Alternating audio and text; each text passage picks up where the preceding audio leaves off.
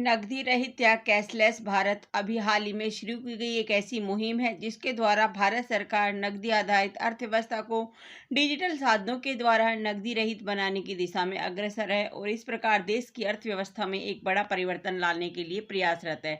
हालांकि अगर हम भारत को वाकई में नकदी रहित बनाना चाहते हैं तो अभी हमें विभिन्न चुनौतियों से निपटने का प्रयास करना होगा। भारत एक विशाल देश है एवं ऑनलाइन माध्यम से लेन देन करने की सुविधा पूरे देश में उपलब्ध नहीं है।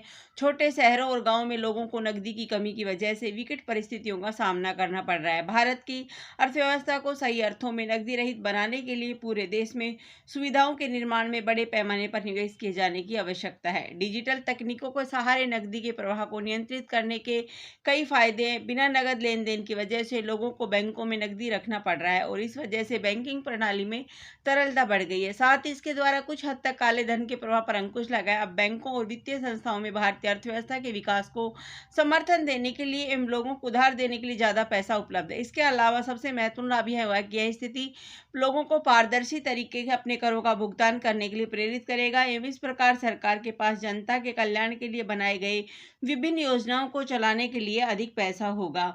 निष्कर्ष, विमुद्रीकरण के बाद से लोगों ने आखिरकार क्रेडिट कार्ड, डेबिट कार्ड और इलेक्ट्रॉनिक भुगतान के अन्य चैनलों के रूप में प्लास्टिक मुद्रा में विश्वास करना शुरू कर दिया। पर्याप्त नकदी की अनुपलब्धता के कारण ऑनलाइन बैंकिंग बाजार को प्रमुखता मिली है। इसके अलावा भुगतान करने के लिए ई कॉमर्स माध्यम भी लोकप्रिय है और यहाँ तक कि अधिकांश लोग तो 50 रुपये का भुगतान भी डिजिटल माध्यमों की सहायता से कर रहे हैं। इन सभी घटनाओं को अर्थव्यवस्था के बेहतर विकास के लिए अच्छा माना जा रहा है। धन्यवाद। जय हिंद।